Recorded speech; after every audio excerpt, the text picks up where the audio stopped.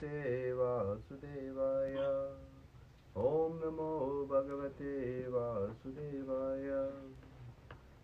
Om Jnana Timidandasya Jnananjana Shalakaya Chakshurum Militam Yena Tasmai Shri Gurave Namaha.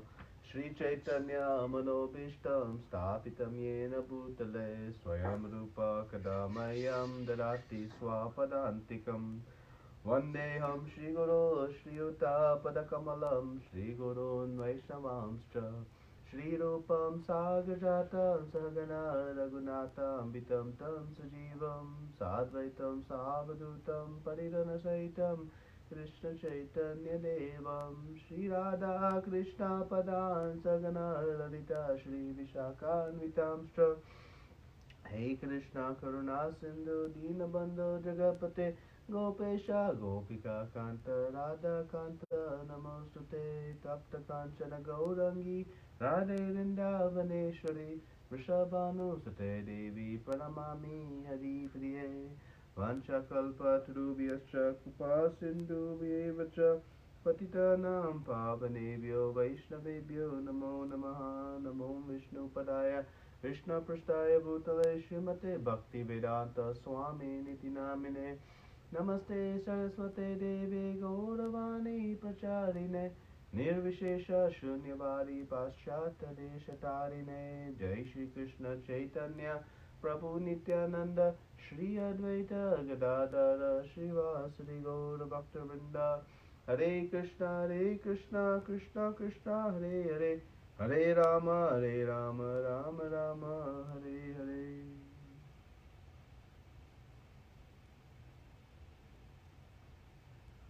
Hare Krishna, everyone.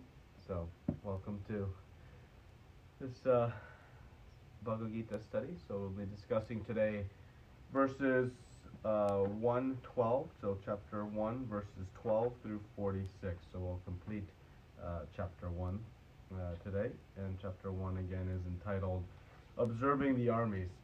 So last week we discussed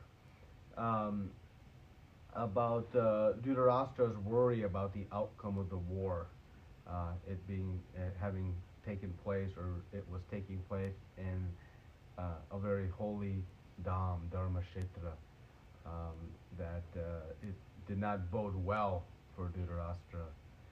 And we saw that this place is called Kurukshetra, based on the great activities of King Kuru, who bestowed this is a holy place for practicing and cultivating spiritual life.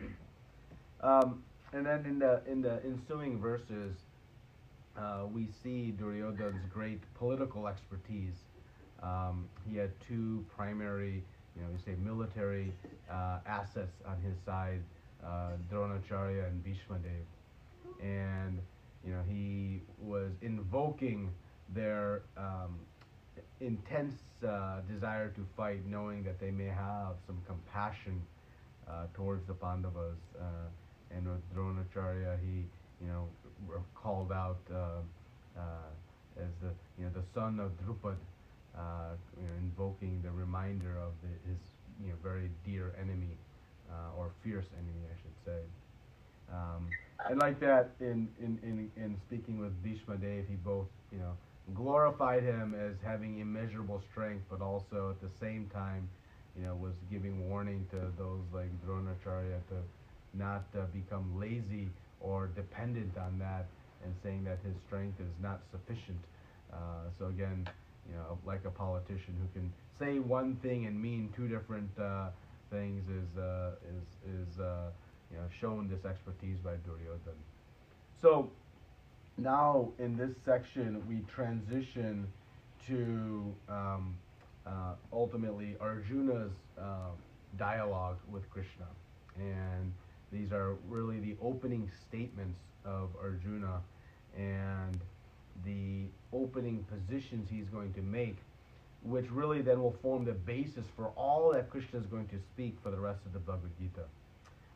He is going to address Arjuna's statements, and we'll see that Arjuna is going to present some reasons why he should not fight specifically 5 reasons, and Arjuna is going to shoot arrows in those, if you will. Given we're on a battlefield, we'll use that analogy. So, before we get to that, we'll discuss a few verses coming up. So, in verse 12, we see, Then Bhishma, the great valiant grandsire of the Kuru dynasty, the grandfather of the fighters, blew his conch shell very loudly, making a sound like the roar of a lion, giving Duryodhana joy. So, Bhishma Dev's conch was blown, and in the purport, Srila Prabhupada speaks about how he answered Duryodhana's call with actions, not with words, and this is very particularly fitting for a Kshatriya who, speaks by actions, not by words. And so Bhishma Dev blows his conch, and it invokes then a series of actions. We see in 13, the conch shells and drums and bugles were sounded by very, very many other people, and there was a tumultuous sound. But then, on the other side, we now begin to see that, what happened. On the other side, both Lord Krishna and Arjuna, stationed on their great chariot, drawn by white horses, sounded their transcendental conch shells. So, there was a response by the conch shell. So, in these next several verses, up to verse 20, we're going to see these 4 signs of victory that were showing that the Pandavas were going to be successful. And the first sign we've already discussed in the first verse was the fact that this battle was taking place on Kurukshetra, and that a place of righteousness would favor the righteous. And certainly the Pandavas were on the side of righteousness, and so this Dharma Kshetra was going to certainly favor the Pandavas. And so that was the first sign of victory, is that the battle was taking place on Kurukshetra. The second sign are these conch shells. And in verse 15 we see Lord Krishna blew his conch shell, called the Panchajanya. Arjuna blew his, the Devadatta. And Bhima, the voracious eater and performer of Herculean tasks, blew his terrific conch shell, called Paundara. So, well, then we'll continue. King Yudhishthira, the son of Kunti, blew his conch shell. The Ananta Vijaya, Nakul and Sahadev blew the Sugosha and Manipushka. The great archer of King Kashi, the great fighter Shikandi, Drishtadyumna, Virata, and the unconquerable Satyaki, Drupada, the sons of Draupadi, and other kings, such as the mighty armed son of Subhadra, all blew their respective conch shells. The blowing of these different conch shells became uproarious, vibrating both in the sky and on earth. It shattered the hearts of the sons of Dhritarashtra. So the conch shell, it is a symbol of Vishnu, and it was a display that Duryodhana had no chance, because anyone associated with Krishna is sure to be victorious. And we see that Bhishma Dev, again, he answered the words of Duryodhana by blowing his conch shell. And in the purport, in our commentaries, we see that it was an indirect message to Duryodhana that you have no chance to fight, no chance to win. I will fight, but still you have no chance to win. And thus he chose to blow this conch shell, because he knew that when Bhishma Dev, when he blew his conch shell, he knew that others would follow, and his inner desire was actually to hear the transcendental conch shell of Krishna. Being a great devotee, he understood that, and Srila Prabhupada comments on the history of this conch shell, this Panchajanya, is explained in Krishna book, when Krishna is retrieving the sons of his guru. And in the 19th verse we saw there was a very distinct difference. When Bhishma Dev and the others blew their conch shells, there was no real effect. But when the Krishna and the Pandavas blew their conch shell, it broke the hearts of the Kauravas. There was an overwhelming feeling of dismay by the power of the conch shell. So there's a distinct difference that is being explained here. The third symbol of victory is the presence of Hanumanji. Hanumanji is present on the battlefield in the flag on Arjuna's chariot.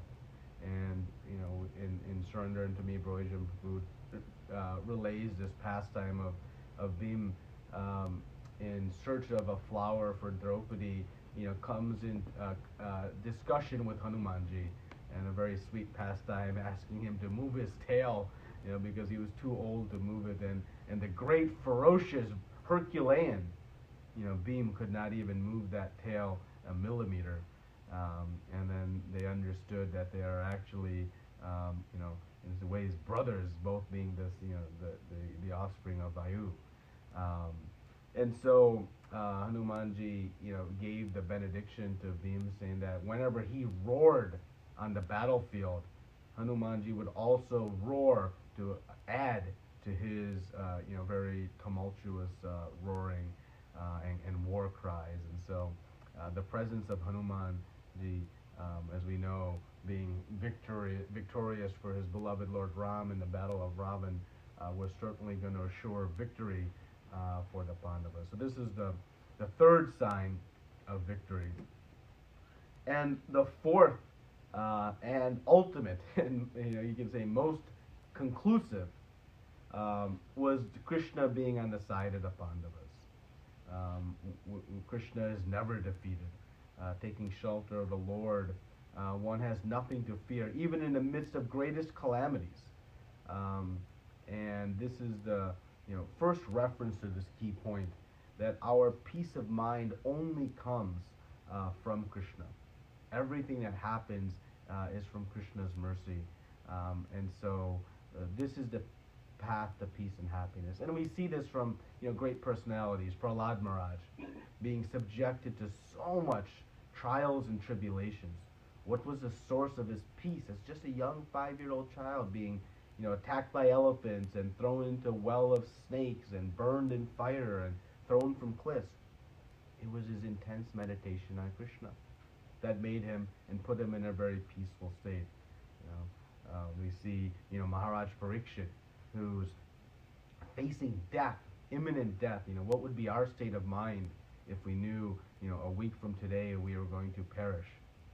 But he was fully absorbed in just hearing about Krishna from Shukadev Goswami. So we see that this reservoir of peace is the Supreme Personality of Godhead, and certainly Krishna will explain this in great length in the Bhagavad Gita, particularly at the end of the 5th chapter, with that very famous peace formula verse.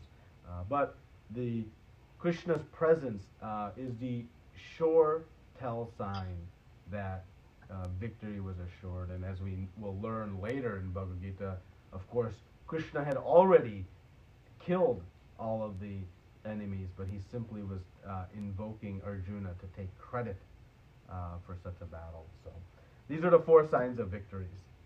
So now we'll see Krishna's role in this battlefield and what's happening. So in verse 20 we see, at that time the son of Pandu, seated in his chariot, bearing the flag marked with Hanuman, took up his bow and prepared to shoot his arrows.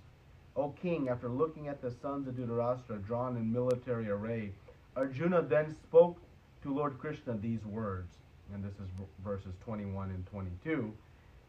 Arjuna said, O infallible one, please draw my chariot between the 2 armies, so that I can see those present here, who desire to fight, and with whom I must contend in this great trial of arms. And this is 23. Let me see those who have come to desire... Excuse me, let me start over. Let me see those who have come here to fight, wishing to please the evil-minded son of Dhritarashtra. And finally, Sanjaya said, O descendant of Bharata, having thus been addressed by Arjuna, Lord Krishna drew up the fine chariot in the midst of the armies of both parties. So we see in the purports here, Prabhupada speaks about the supreme love Krishna has for his devotees. That he took this position of being engaged as a friend, um, in serving as in serving his friend as a charioteer. Um, there's a very, very sweet and transcendental relationship, and Arjuna refers to Krishna as Achutya, which means infallible, and we'll discuss that at the end of this presentation. We'll rewind back and review all the different words that Krishna uses, Arjuna uses to describe Krishna. So, but Arjuna here is very eager to see who is on the other side, and he uses the evil-minded Duryodhana. So he was prepared at this point to fight, but he wanted to see. And Krishna then, in the next two verses, is stoking Arjuna's emotions. And he says in the 25th verse, "In the presence of Bhishma, Drona, and all other chieftains of the world, the Lord said, 'Just behold, Partha, all the Kurus assembled here.'" So, and then in 26, "There Arjuna could see within the midst of the armies of both parties his fathers, grandfathers, teachers, maternal uncles, brothers, sons, grandsons, friends, and also his father-in-law and well-wishers." So, this statement by Krishna, "all the Kurus assembled here," he was reminding that they're all from one family, coming from the descendants of this Kuru dynasty. And our acharyas are commenting that Krishna in some ways actually teasing Arjuna a little bit, saying, "Look, all your family is here." Being the super soul of all, he understood the mind of Arjuna, and he spoke this way, with Arjuna being directly in the presence of all of his family members. So kind of an interesting exchange here. So now, before we get into Arjuna's state of mind, which we're going to see for the remainder of this chapter and the early part of chapter 2, we'll have to understand a couple of concepts that Prabhupada talks about quite a bit in the purports. And one of the foundational understandings we'll have, and Krishna is going to refute the statements of Arjuna on the basis of this sort of fact, that one becomes bewildered and confused about what to do as soon as one becomes material attached. When one views things on the material platform, then all these bewildering symptoms that we're going to see will manifest. But when one is transcendentally situated, sometimes these similar symptoms also manifest. The shivering and the crying and the shaking. But these symptoms we're going to see of Arjuna are of ones of distress, because he was viewing the situation on a material platform. And thus, the materially afflicted are always in a state of fear and of doubt and sadness. And this is 100% the time. So as soon as we become materially afflicted, materially attached, these sentiments are guaranteed. And so the only way to come out from that is to rise to the platform of a spiritual understanding, to detach from the material perspective and see everything from a spiritual perspective. And the fundamental flaw that we're going to see in Arjuna's presentation is that he is viewing everything from the perspective, I am this body. The most foundational of instructions we're going to get from Krishna in the very beginning of the second chapter is, you are not this body, you are spirit soul. And so the source of Arjuna's confusion is this, and it's instructive for us because every time we feel any kind of confusion, fear, anxiety, stress, it is 100% due to the fact that we are evaluating that situation from the perspective of, I am this body, and forgetting I am eternal servant of Krishna. As soon as that consciousness is gained, all these emotions immediately dissipate. So it's a good reminder for us. The second point I wanted to make, is, and we hear about this, this warfare and how much blood is going to be shed, and certainly Arjuna does not want to be party to that. But we wonder why Krishna has arranged such a horrific, scene. Millions of living entities are going to be, killed in this battle. And this is considered to be the most religious of occurrences on this holy place. Um, and we have to be very careful and understand one thing, that the Supreme Lord is absolute. Everything he does is perfect, and it is perfectly perfect. There are not lesser activities and greater activities. Everything the Supreme Lord does is perfect. It is absolute. So whether he is stealing butter from the homes of the gopis, or Lord Ram is banishing Mother Sita, or Krishna is condoning this violence, or Krishna is running in the fields with his cowherd friends. These are all on the absolute platform. They are perfect activities. So when we view or have a perspective of maybe why or something doesn't feel right, we should understand it is due to our incomplete understanding. And then we can go out and search for how I can understand this in the correct light. But we should be very mindful not to cast doubt on the appropriateness of such activities, because that is a fault of ours and an incompleteness of ours, instead of any kind of this being a lesser activity of the Supreme Lord. So let's just always remember that his activities are absolute and perfect, and this will help us clarify our vision and ultimately bring us to surrender to Krishna, because it's the only way to really understand the inconceivable activities of the Lord.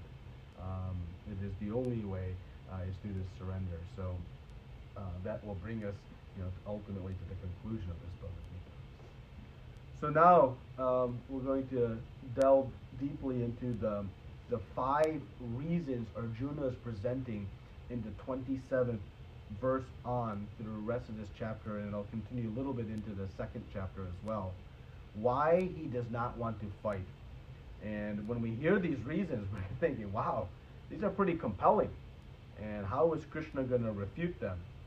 So in the 27th through 30th verses, Arjuna is showing a strong mood of compassion.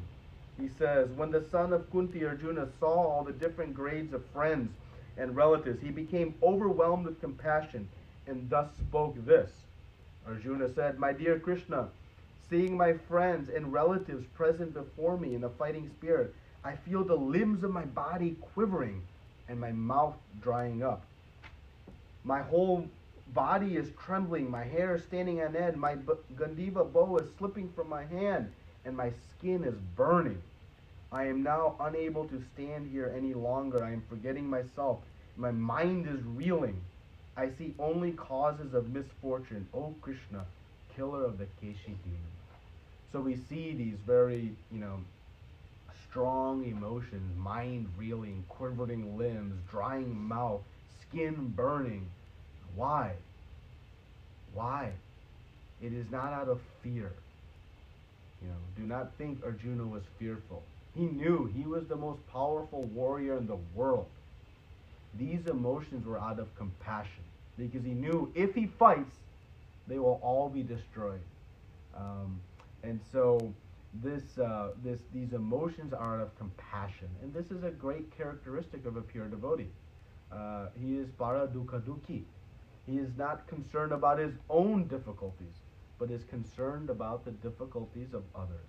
So this compassion is a great devotional quality, and Arjuna is showing, that he is feeling very compassionate for those he is now seeing up close and personal, seated between the two armies on his chariot, with Krishna driving.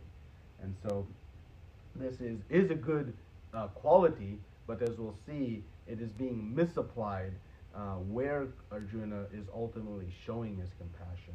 He is currently showing compassion for the bodies, but forgetting about the spirit soul.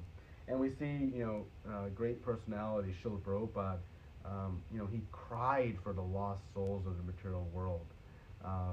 He was so pained to see the suffering that he endured his own great difficulty to try to help all of us.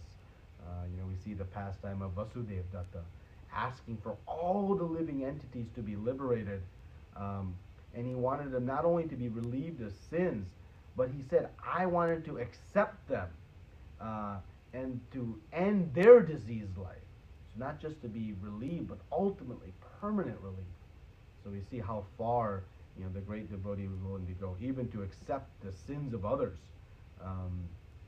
That is the mood of compassion. So, but this mood of compassion from Arjuna was seeing his family he didn't want to fight. And what is wrong with this compassion, we may ask. His guru was there, Dronacharya, grandfather, so many close family members and cousins and even brother. But compassion, as we'll see in the very opening, the purport to the first verse of the second chapter, compassion must be on the spiritual platform. Our mood of compassion should be for not what is best for the body, but what is best for the spirit soul. And if we look at that perspective of what is best for the spirit soul, then that compassion is rightfully placed, and then the answers become very, very clear. Because Krishna is going to explain later that actually by killing them, his family is going to be better off. One, they're going to get new bodies, new and young bodies. They're also going to become relieved from the sins, the reactions that are awaiting them. The Kauravas performed so many heinous activities that there is great sin coming to them. Great reactions coming to them. But by actually killing them, he is going to free them from that. So if he is truly compassionate, actually his conclusive decision should be to fight. So that was actually what's going to be said later, is that real compassion would be to actually kill. And this is very important for us because sometimes, or not sometimes, always, when we are materially afflicted, the right answer seems wrong, and the wrong answer seems right. Everything is reversed. And so this was Arjuna's point. And in the purport of verse 30, Prabhupada says that Arjuna was showing this compassion due to his material consciousness. When one is too materially attached, this happens. So that was the first reason. The second reason Arjuna presents in the next 5 verses, beginning with verse 31, is that there would be no happiness from winning.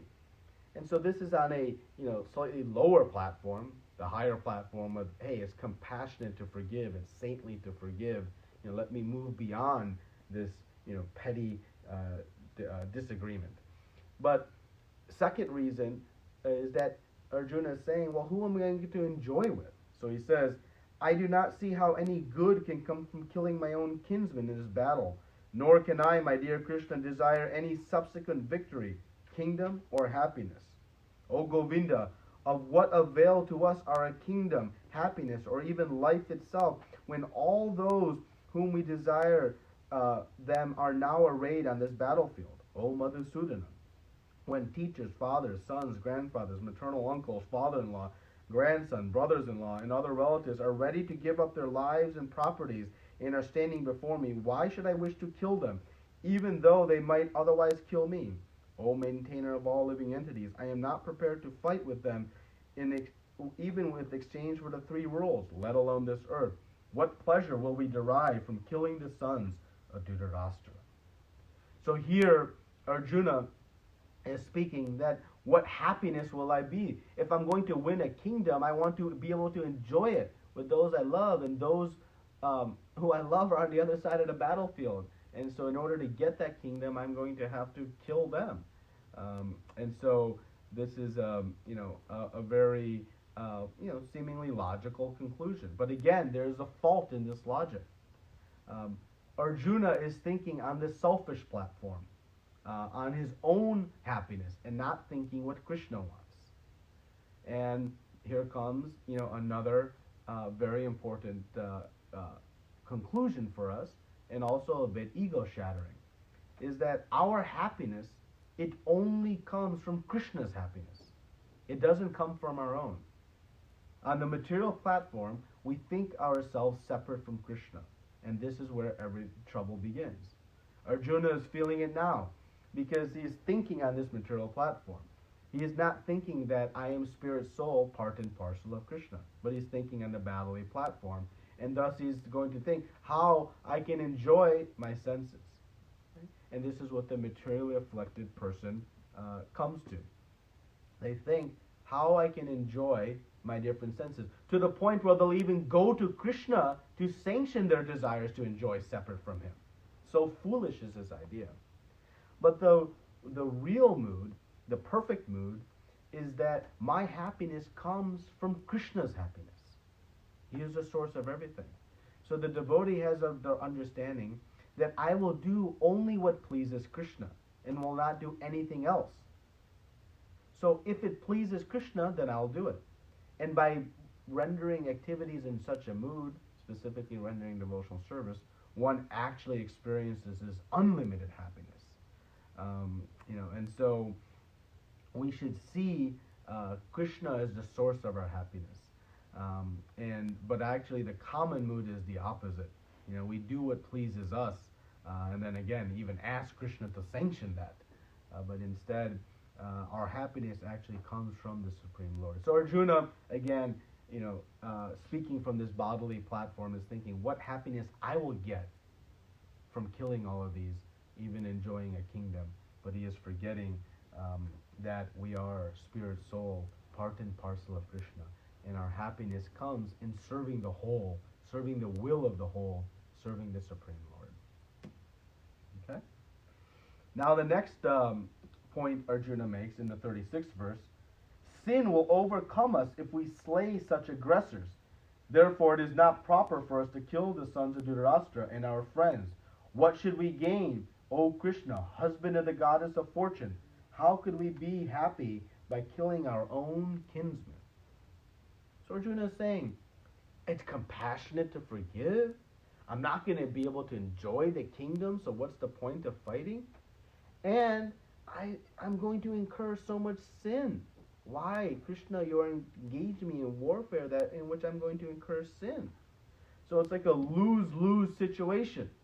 The other side is going to lose their lives, and I'm going to incur so much sin. So both of us are going to suffer. Nobody's going to win from this battle. So fighting this war is a lose-lose situation. A few years of enjoying the kingdom was going to result in billions of years of suffering in the hellish planets. So why do it?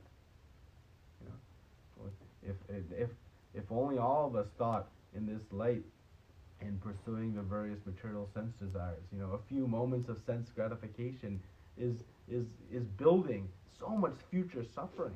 Right? So Arjuna is thinking, but again on the bodily platform, this forgiveness and cowardice are fine, but it is a fine line. For Kshatriya, there is a duty. And Prabhupada opens the purport to this verse with the 6 types of aggressors.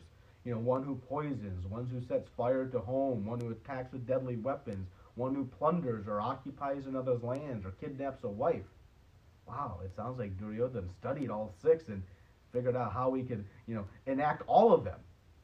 But actually we see that the Pandavas were subjected to all 6 types of aggressors. So actually, Srila Prabhupada comments that there's no sin incurred when killing an aggressor as a Kshatriya under the rule of, Shastra. So actually not doing that is abandonment of duty, as we'll see later in the 2nd chapter. And abandoning one's duty actually leads to sin. So, because a Kshatriya has this duty to protect, and when one neglects their duty, they're actually one that engages in sinful activities. So, again, Arjuna's point here sounds good on surface, on paper, as we say.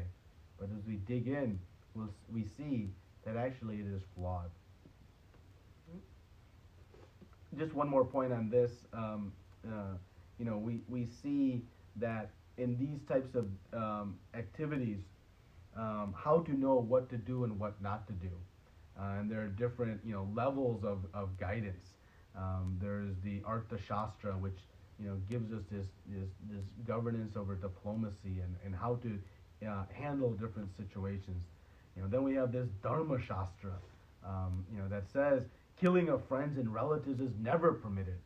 One of the, aspects of Shastra.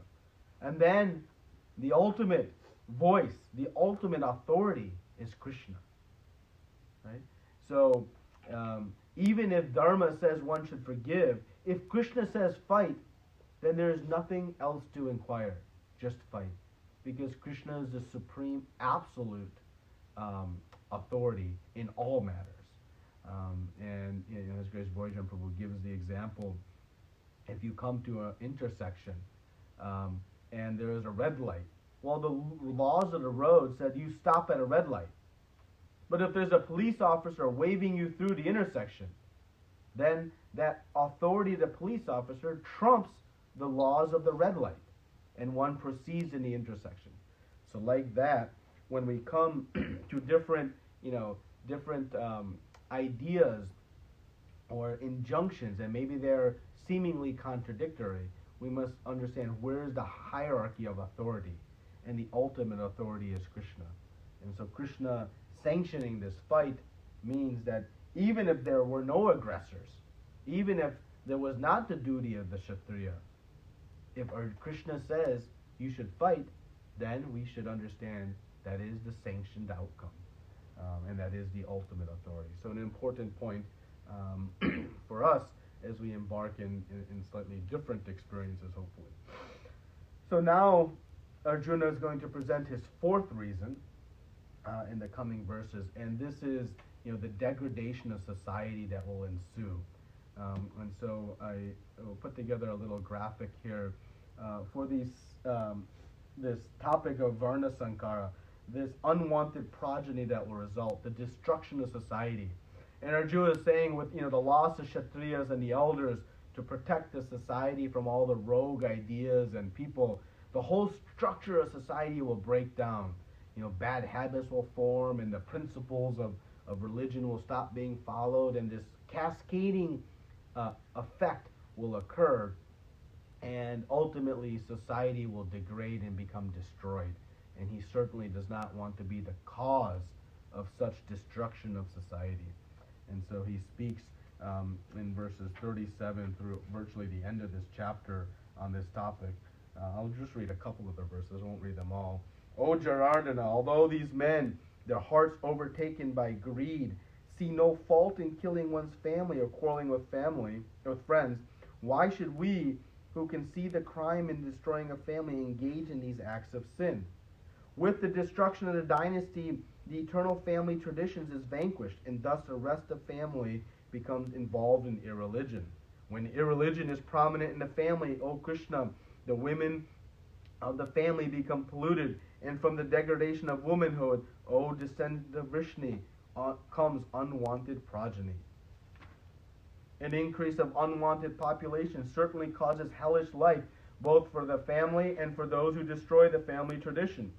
The ancestors of such corrupt families fall down because of performances for offering them food and water are entirely stopped.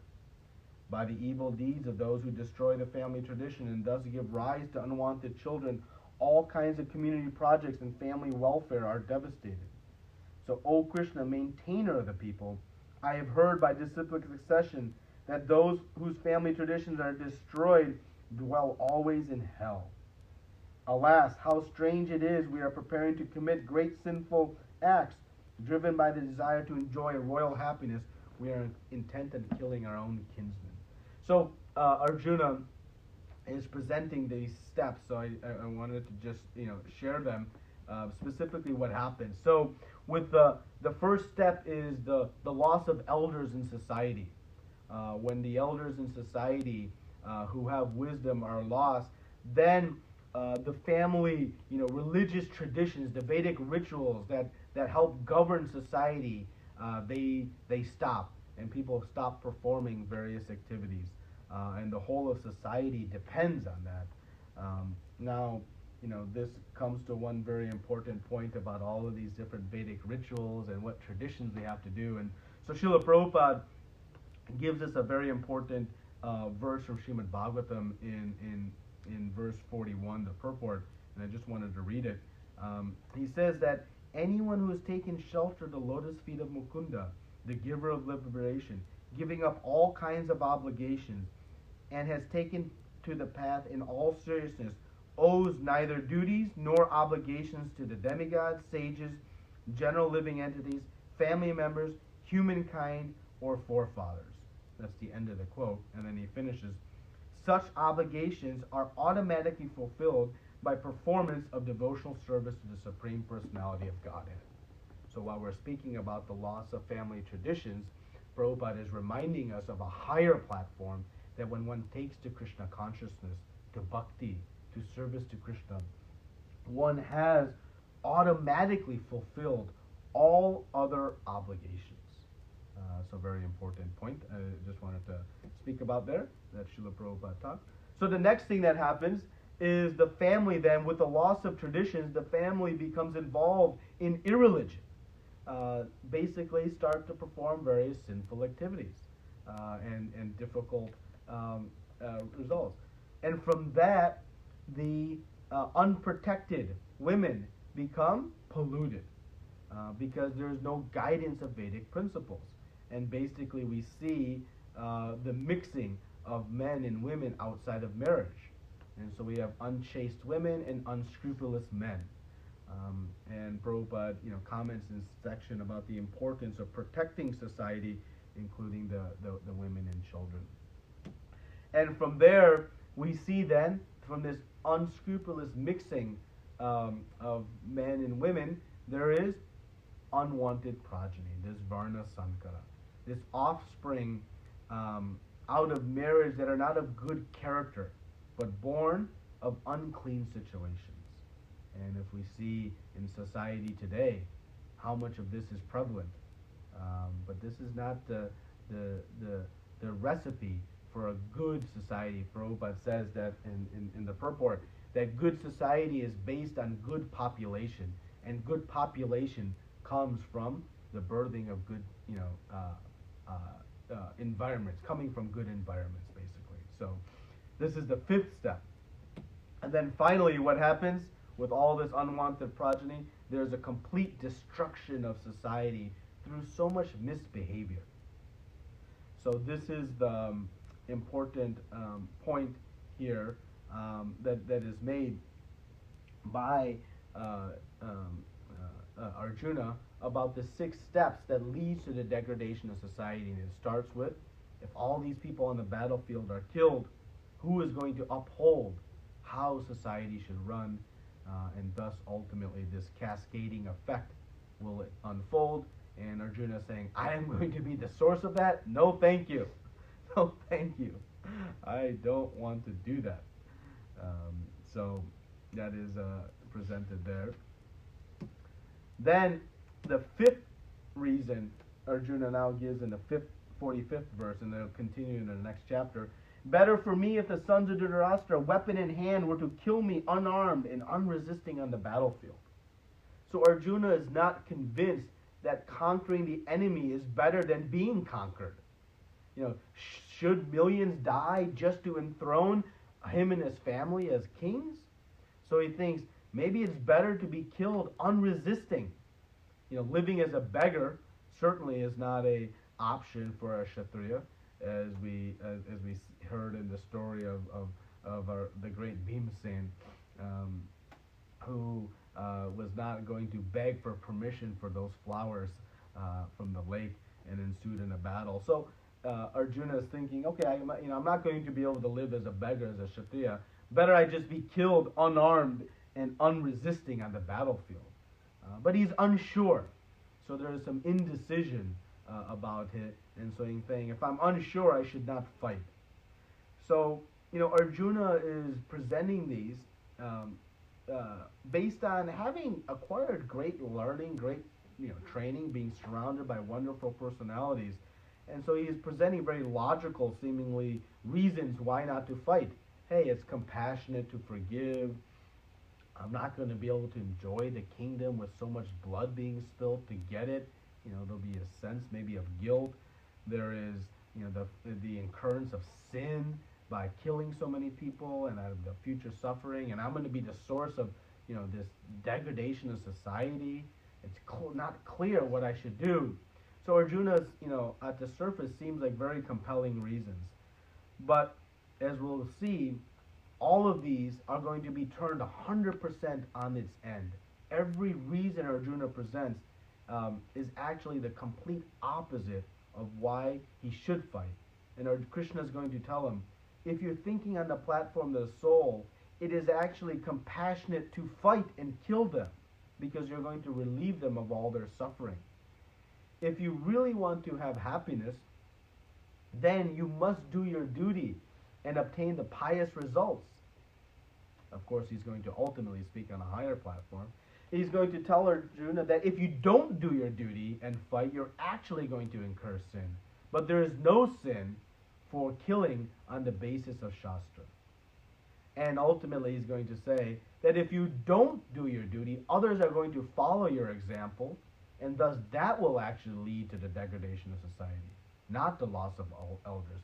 So Krishna is going to explain in the second chapter now, point by point, how to. He's going to answer all of these objections that Arjuna has raised as to why he's not wanting to fight.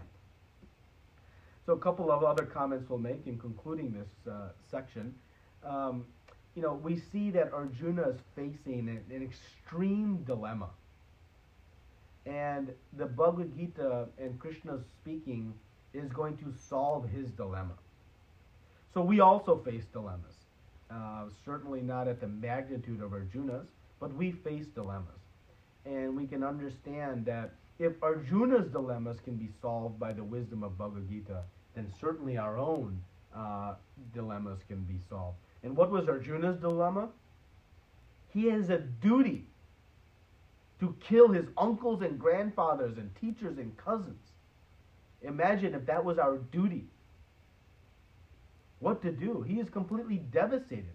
And if he doesn't kill, his family is going to continue to be tormented and harassed, and his wife will be abducted, and his children will be tortured so much. But if he does kill, there's going to be so much suffering and trauma. So this dilemma is extraordinary for Arjuna, what to do. And the only shelter he is going to find, as we'll see next week, is by becoming a soul surrendered to Krishna. The only means he's going to find to dispel his grief is going to be to approach Krishna. And it's very instructive for us, because as we face dilemmas in life, we can know that the only shelter to solve those dilemmas are going to be the wisdom of the Supreme Lord and what he can instruct us in. So we can understand that. Very important conclusion from this first chapter. The next point I wanted to make before we read the last verse is that, we know that the Kauravas were guaranteed to be killed because of their offenses to the devotees of Krishna. It speaks to the extraordinary consequences of offending Krishna's devotees. He does not take well to such activities. And so the outcome of this war was guaranteed certainly by the presence of Krishna and by the actions of the Kauravas against the Pandavas. It is not Krishna's willy-nilly desire to see the Kauravas killed, but is based on the action of their offensive attitude and activities towards his dear devotees that is intolerable for the Supreme Lord. Okay. So finally, in this chapter, Sanjaya is saying, again speaking to Dhritarashtra, Sanjaya said, Arjuna, having thus spoken on the battlefield, cast aside his bow and arrow and sat down on a chariot, his mind overwhelmed with grief. Dhritarashtra must have been very happy to hear this conclusion to the first chapter. But his glee, his joy will be very short-lived as Arjuna then surrenders to Krishna as a disciple, and Krishna begins to give him knowledge that will ultimately lead him to fight very ferociously, Vigata Jwara, without lethargy in this battle. So, there is a discussion about this bow and how significant it is that he cast aside his bow. It was not a simple matter. This bow was given to him by Lord Shiva, and he took a vow that he would slit the throat of anyone who suggested that he cast aside his bow, and even in the when Yudhishthira Maharaj was hurt in the battle, there was a great dialogue between Arjuna and Yudhishthira Maharaj, and Arjuna was ready to slit even the throat of his own brother until Krishna intervened. And so this casting aside of the bow is a very significant matter, and shows the depth of the dilemma and despair that Arjuna was feeling. We heard about the symptoms earlier, but this is a great sign of the situation. And so now we'll begin to hear a little bit more from Arjuna, and then Krishna is going to begin to speak in the second chapter and address Arjuna's fears, concerns, and directly counter the 5 reasons Arjuna gave not to fight. And the conclusion will be crystal clear that the best thing for Arjuna to do is to fight. And so we'll discuss that in the coming couple weeks. Okay? So thank you very much. Srila Prabhupada ki jai. Oh, sorry, I didn't finish. I thought we were done. Quickly, I'm just going to address the names of Krishna that were used by Arjuna. So Arjuna refers to Krishna by many names, and there are great purports to these. So in the 15th verse, he refers to Krishna as Rishikesha, and that we understand that Krishna is the master of all senses. He owns our senses. We are his part and parcel. Everything comes from him, and so thus he is the controller. So he is referring to Krishna as Rishikesha, that you are the controller of my senses. According to my desires, you should direct them. But the pure devotee, who is fully surrendered to Krishna, Krishna actually directly controls their senses. And so Arjuna is calling Krishna this Rishikesha, asking him to take control of his senses. And so he refers to him as Rishikesha. He also refers to him as Achyuta, which means infallible. Very important, because Arjuna knew that Krishna, out of his love, was taking this very, subservient position of driving the chariot. So Arjuna wanted to make sure none of us become so foolish to think that Arjuna is somehow superior to Krishna. So he calls Krishna infallible, O infallible one. And in the first line of the purport, Srila Prabhupada says, although Lord Krishna is the Supreme Personality of Godhead, out of his kindness, causeless mercy, he was engaged in the service of his friend. He never fails in his affection for his devotees, and thus he is addressed herein as infallible. So Arjuna, very importantly for us, is reminding us that he is the Supreme Lord. And here we see that how much love Krishna has for his devotees. He never fails to show his love. And Arjuna is acknowledging that Krishna enjoys serving his devotees.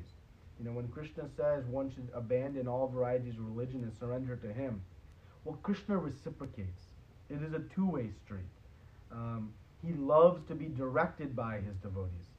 He gets so much pleasure by, serving his devotees.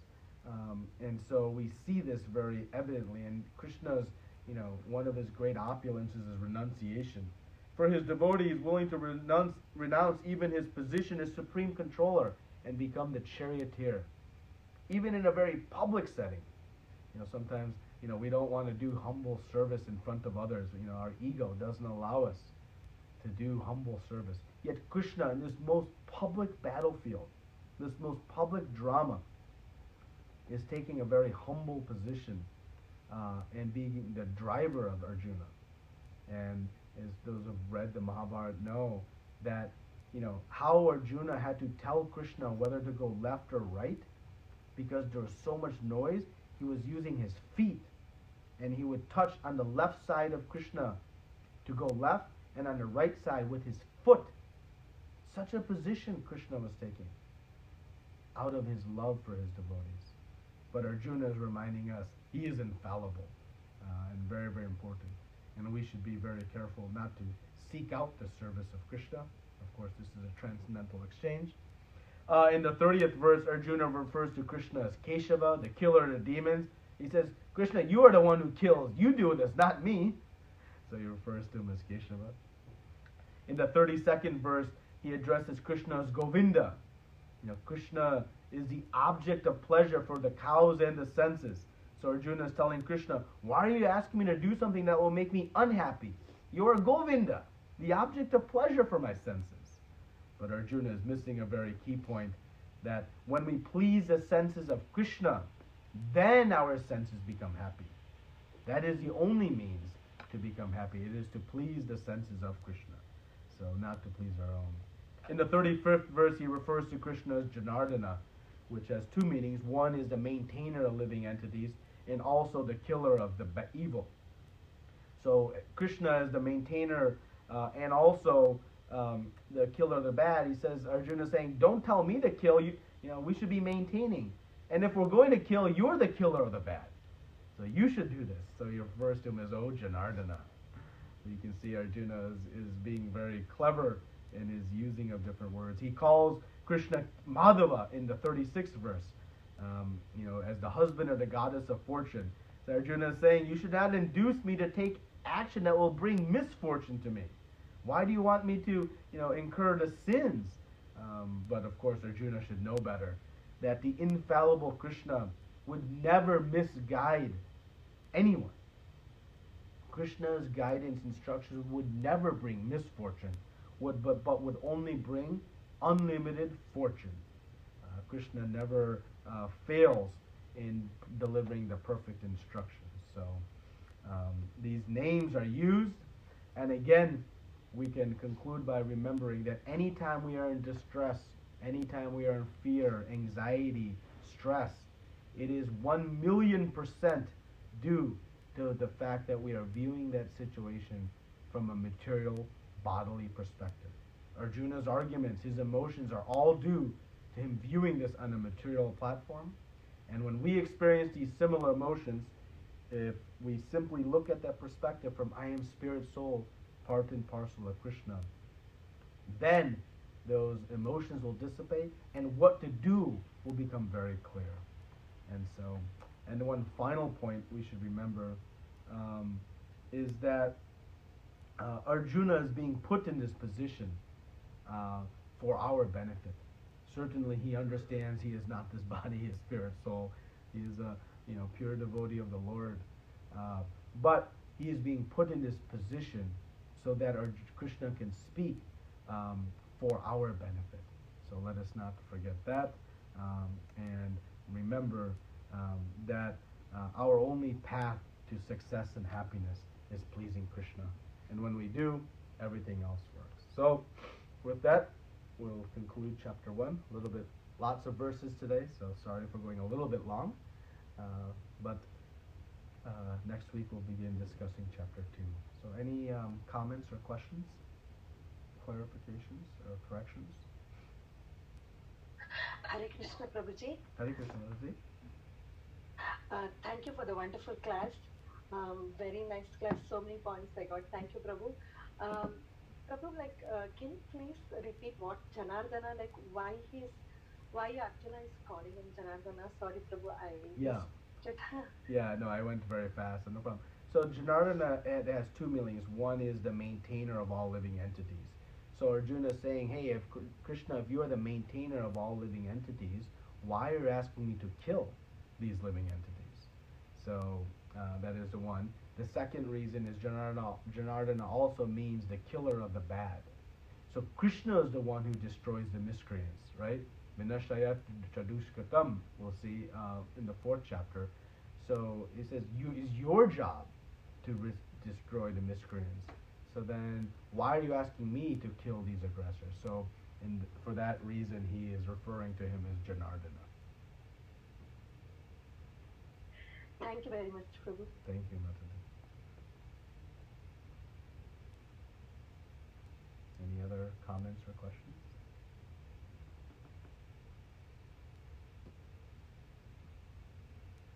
Hare Krishna, Prabhu, Dandavad Pranam. Hare Krishna, Very, very nice, Prabhu. Nice presentation. I like the images, especially Partha Sharathi. Very attractive images. Very, very wonderful. Thank you. I like it and enjoying it, Prabhu. My question is that in the second point where we say like verse 31 to 35, no happiness from winning.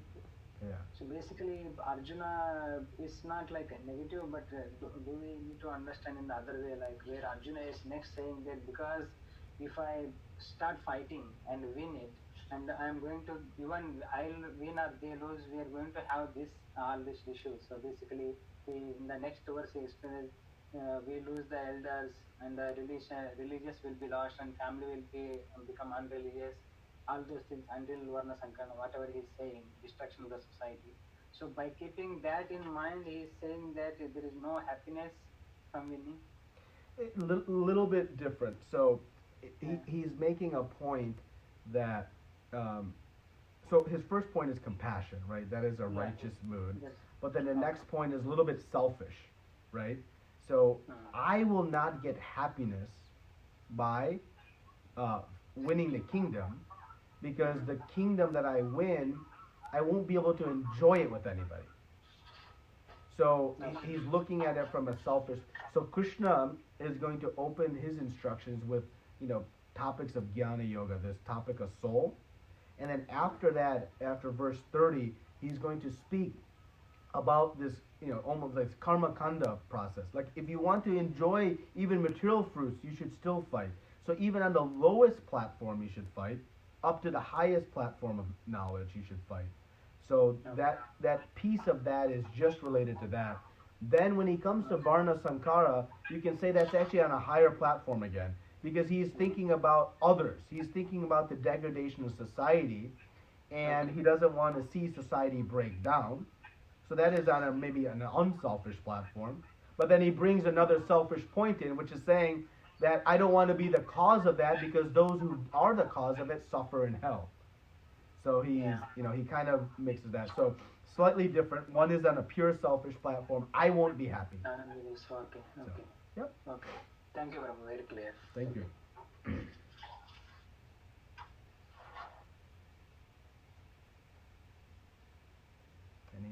Anything else?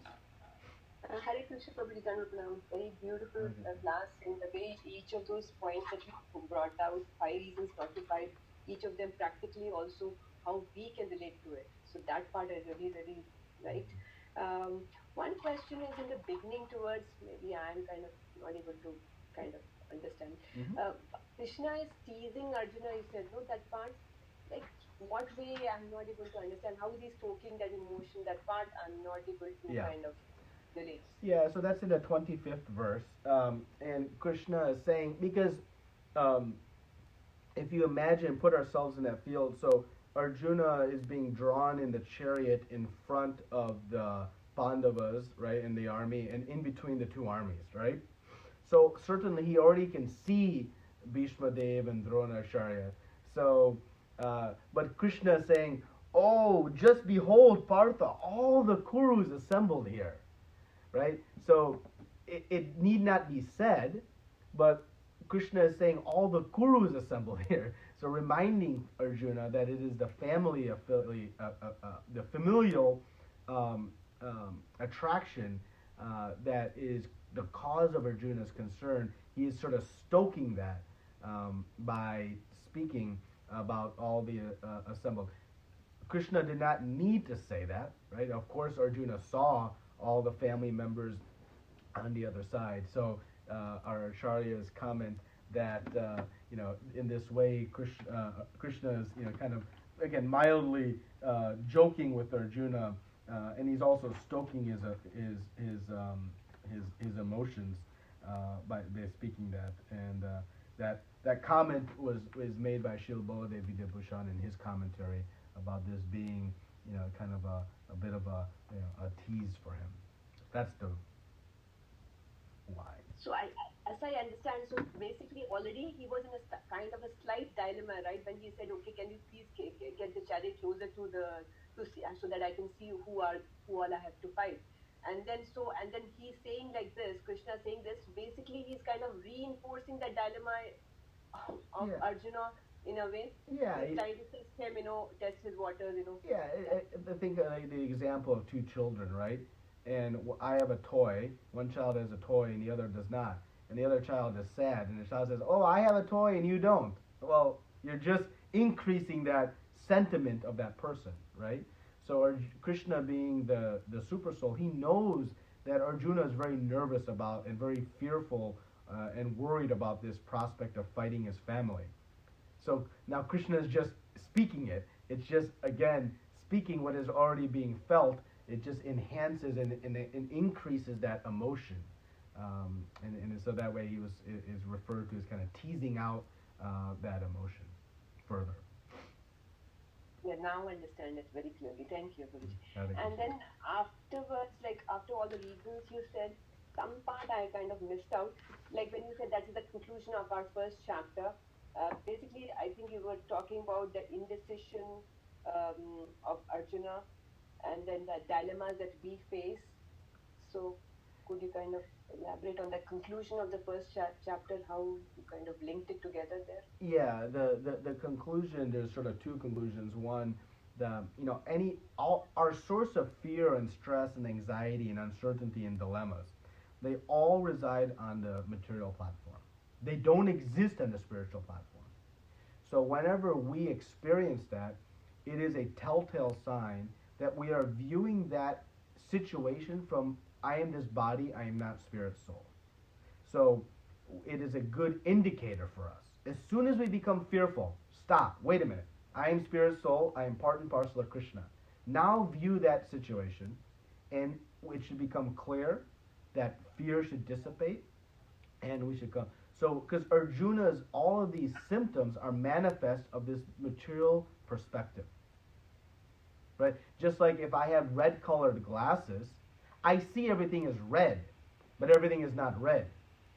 Right? So as soon as I take off those red colored glasses, I see everything as it is. So as soon as I see the situation from I am spirit soul, then there is none of these sentiments. So when they're present, it's an indicator. Wait a minute, I am on the bodily platform. So it's a good reminder. So that's the one conclusion. And the second point is that Arjuna is forgetting that his only path to success is pleasing Krishna. Right? He is Rishikesha, Govinda. That our happiness comes from Krishna's happiness. As soon as we try to enjoy independently, we end up in the situation we're in today. But Krishna being the source of everything, the reservoir of all pleasures, he is the source of all happiness.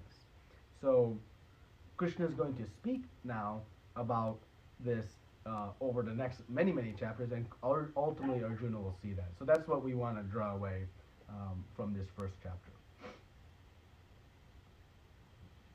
Yeah, thank you. Thank you.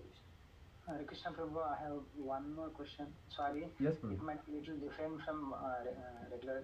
Actually, this is good for preaching purpose, so I'm just asking this. So, in the point where we read about will, Arjuna said that he will incur we actually get the sin by killing all Kenjamans. So, with respect to that, what you explained is when there is a red light, passing the red light is wrong. It gives us a ticket. But when there is a police officer and asked to go, then there is no issue, no ticket. In the same way, with the authority, if we do any job, like the war, right now Arjuna is taking authority from Krishna. So to do those kind of job, there is no sin. So by keeping this in mind, because in the preaching it's a very common question coming, like the other religions where like other faith people, so they have this thinking that okay, because Allah is giving us permission, we are killing the people, and there is no sin occur by killing these people, non-believers. So how to explain this point? So it is a very simple point. If someone is dressed up in a Halloween costume as a police officer and is waving you through the intersection, can you go? No. Why not? Because they're not a bona fide police officer. So the authority must be bona fide. So if bona fide authority says, then you can be relied upon. But just being in the dress of a police officer doesn't give you right to cross the red light. Only by the bona fide and authorized authority can one follow that, right? So, in the bona fide religions of the world, they don't sanction and condone. You know, Yeah. Islam does not condone unnecessary violence, nor does Christianity, nor do our Vedic philosophy, Mm. right? So we have to search out bona fide Yeah. sources and authorities. That's the key. Perfect, Prabhu. Thank you. Thank you. Hare Krishna. Thank you all. Nandavats.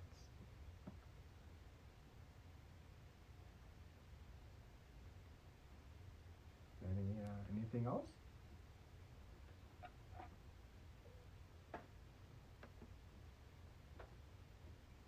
Okay. So if there's nothing else, we'll meet again next week. Thank you very much. Srila Prabhupada ki jai. Ananta Koti Vaishnavrinda ki jai. Hare Krishna, everyone.